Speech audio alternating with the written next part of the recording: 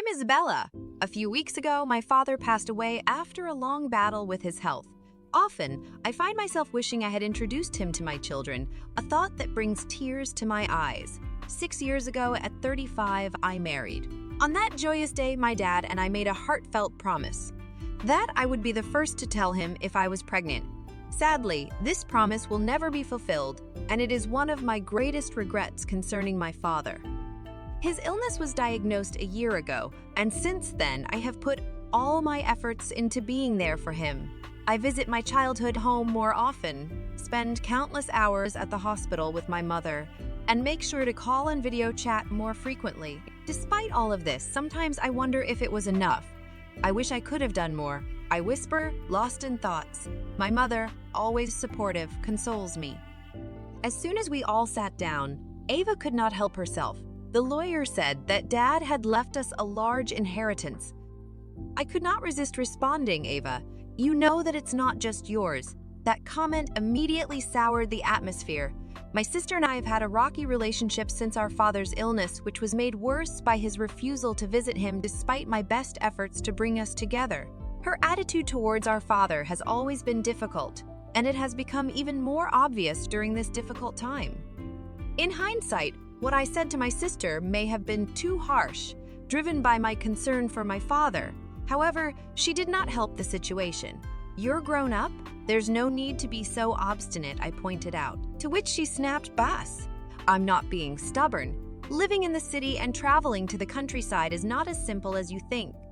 It's just a 3-hour drive, I countered. But she argues those 3 hours aren't just about time. It costs money, and yes, money is important to me. I'm busy, so please stop nagging me. That ended our conversation. Despite the distance, I still believed she could try to visit sometimes. That belief was a big factor in our relationship's rapid decline. Ultimately, she never came to see our father, and the rift between us deepened. The tension in the room built until the lawyer intervened, suggesting we take a break to calm down. I apologized, sorry, saying it seemed to ease the atmosphere a bit. They said on the phone, I am here about your father's will. My mother, puzzled, whispered, when was this arranged? The lawyer replied, a few weeks before he passed. Your father reached out to me. Did he ask you to come to the hospital? My mother asked. Yes, I drew up the will with him in the presence of his doctor. It was agreed that the doctor would contact me upon his passing, which is why I've contacted you now. The lawyer clarified, producing a white envelope and presenting it to us. Recognizing my father's writing on the envelope, I murmured. That's definitely my dad's handwriting. Ava, visibly irritated, demanded, get on with it already. What does it say? I know you're busy. The lawyer, with a hint of a smile, opened the envelope. Inside, there was a single piece of paper outlining the inheritance. The house, land, some savings, and a storage shed. We were aware of the house and land, but the mention of a storage shed was new to me. My sister, frustrated, turned to the lawyer. Wait, what about the farm? The lawyer echoed, surprised. Yes, the farm. Dad used to work on it as a hobby, I explained. Our father ran a successful business in a nearby town, but he decided to slow down after turning 52. He considered closing the company to spend more time on his hobbies, including farming. This added another layer to his legacy and what he left behind. During my high school years, I expressed a desire to take life more slowly. My sister didn't agree, but my mom and I supported the idea because we were concerned about our dad's health. Don't worry about finances, Ava, my dad said. We have savings. Reluctantly, she agreed. After that conversation, my dad wound down his business and started farming close to home. There's something fulfilling about working with the land, he would say, his face lighting up with joy. Seeing his happiness reinforced my belief that we had made the right decision, although Ava seemed less convinced. Despite promising to return home after graduation, she pursued a career close to her university and eventually married the CEO of an IT firm she met through her job. That was the background to my father's embracing farming until his health declined. Ava insisted that the farm be considered as part of the inheritance. At her insistence, the lawyer reviewed the documents and discovered that the farm was leased land, in fact. I thought aloud, mistakenly believing we owned a substantial tract of land. Ava appeared visibly disappointed by this revelation. The realization that my father's expansive land used for vegetable farming had been leased seemed to ease my initial disappointment. Knowing nothing about farming ourselves, perhaps it was for the best. Then the discussion pivoted to how the inheritance would be divided. That the house and surrounding land will go to the wife, the lawyer outlined. Ava smiled, perhaps thinking about the remaining assets and how they will be split.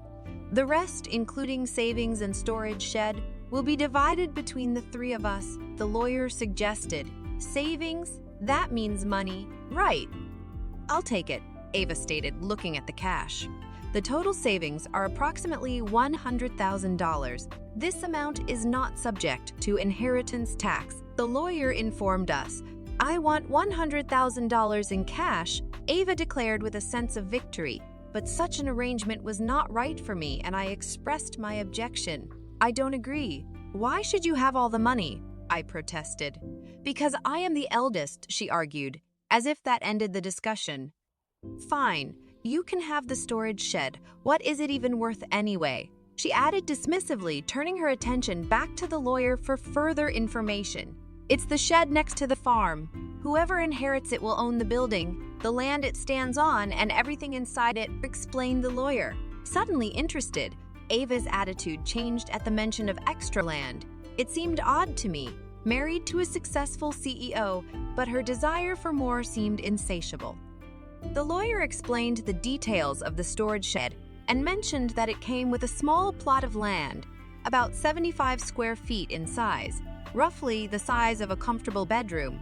Then he showed us some photos of the shed showing the outside and inside. The shed looked rather neglected from the outside, with nothing inside except simple gardening tools such as hoses, shears, and shovels, nothing that would catch the eye as being particularly valuable.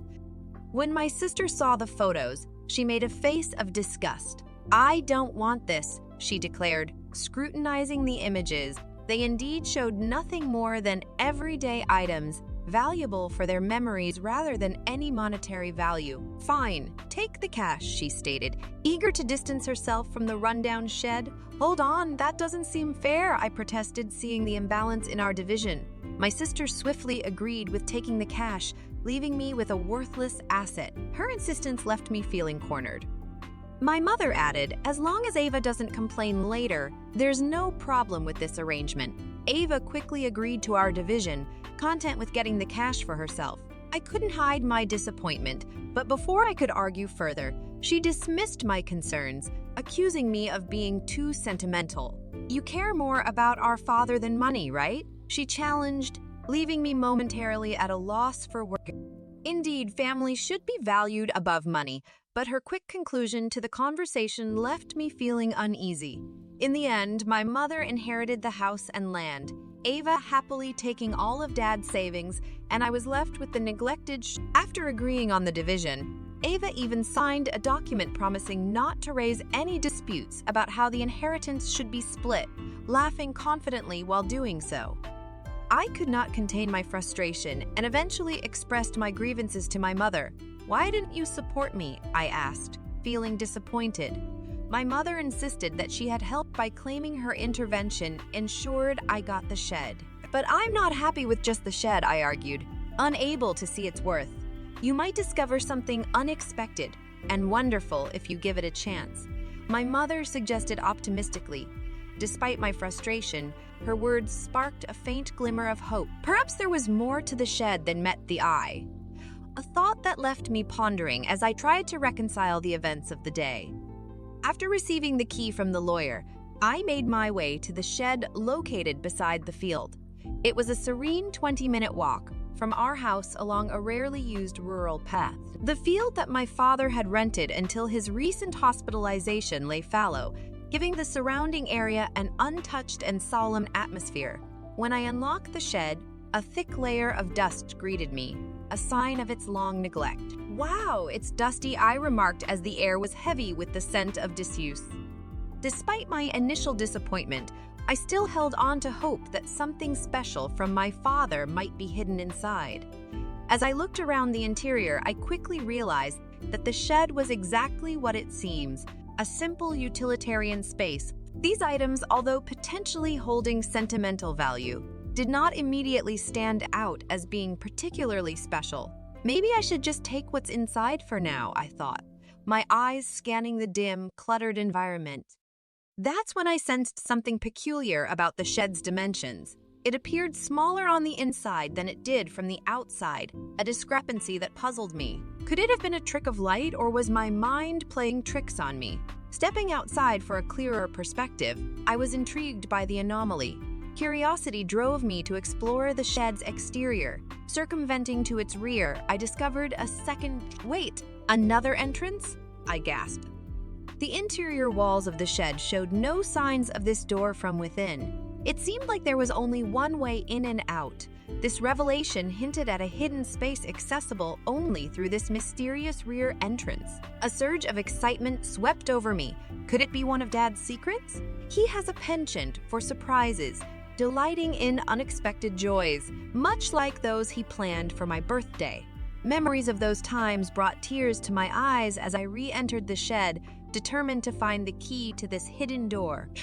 Sure enough, after a thorough search, I found 3 keys ingeniously hidden within the handle of a shovel. Rushing to the rear door with a hopeful heart, I inserted one of the keys, and with a satisfying click, the door swung open. Inside this cramped, secluded space stood a large safe, solitary and imposing. Is this from my dad's company? I wondered aloud, the presence of the safe sparking a whirlwind of questions. What secrets did it hold?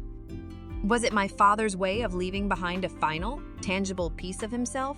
The discovery hinted at layers of his life that I had yet to discover, a personal treasure hunt that he had laid out for me. I instantly recognized the safe, which used to sit in my father's corner office, a sight that I remembered from childhood. Embracing it, nostalgia washed over me. This safe is a tangible connection to my dad, making the inheritance even more meaningful. But knowing him, this discovery feels like just the beginning of his final surprises. There's got to be more, I whispered to myself as I used the second key to unlock the safe. The door creaked open, revealing contents that left me realizing the importance of sharing this discovery. I quickly secured the safe and went to inform my mother. Afterward, with my husband's assistance, we transported the safe from my parents' home.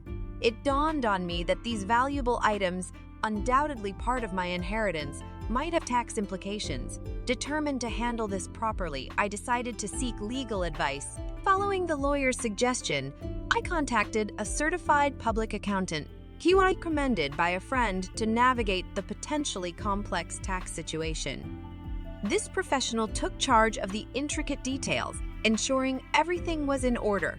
A year had passed since I started navigating these matters when, unexpectedly, my sister appeared near my home. She came without warning, especially considering the strained relationship we had over the inheritance recently. I just happened to be in the area, she said, but her unsettled demeanor and the fact that we live 30 minutes away made her visit seem less casual. Despite our complex history, I welcomed her in.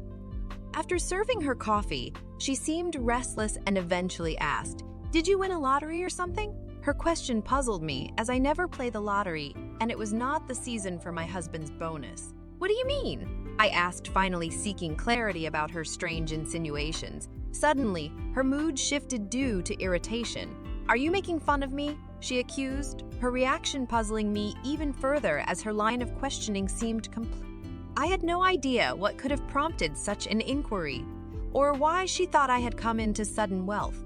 Apart from the mysterious contents of the safe, which only my family knew about, my sister was buzzing with curiosity, insisting that I had received a significant amount of money. She recounted an encounter with our aunt in the city, who had unwittingly sparked her interest. Our aunt mentioned receiving a $1,000 gift card as a thank you for visiting our father while he was ill. This led my sister to wonder wildly if I had stumbled upon unexpected fortune. "You've got some money, don't you?" She demanded answers, understanding the root of her inquiry. I let out a sigh, which only seemed to irritate her further. "What's with the attitude? Are you making fun of me?" she demanded. I tried to explain that it was simply a gesture of appreciation, but she questioned the source of the funds for such gifts. leading me to remind her of the inheritance and the discovery of a safe in the shed containing a collection of valuable watches that our father had a passion for. Though unsure of their exact worth, we realized they held considerable value given the modest amount of savings we had left. This led to a discussion about paying inheritance tax and my mother's concern about it, prompting me to ask for her advice. My mother advised me to handle the matter transparently, suggesting that such secrets eventually come to light. Following her advice, I reached out to a lawyer we had consulted previously who clarified that the value of the inherited items determined the applicable inheritance tax. This led me to take the responsible step of accurately declaring my inheritance, ensuring compliance with legal and financial implications.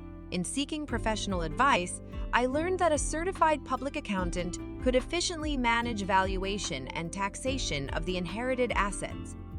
For my part, trusting this task to an accountant, we discovered that the collection was worth a staggering $500,000. Given its high value, it became clear that inheritance tax was due. The sensible course of action, as advised, was to retain only those pieces that hold sentimental value for me and sell the others to someone who can appreciate and afford them. This approach not only makes financial sense, but also feels right emotionally. From the proceeds of the sale, I was able to pay the inheritance tax and also to express my gratitude through gift cards for relatives who supported me during my father's illness. This was what sparked my sister's interest. Among the mementos I chose to keep, there was my father's pocket watch, which was not of great monetary value but rich in memories. I told my sister about this story, showing her the pocket watch and trying to convey its emotional value. However, her response was lukewarm, apparently more interested in the things that were sold than in what was. When she asked about the other watches and the location of the safe, I told her it was at my mother's house and explained the size of the safe and its historical significance for my father's business. She responded thoughtfully, leaving me uneasy about her intentions, yet she left without further questions to my relief.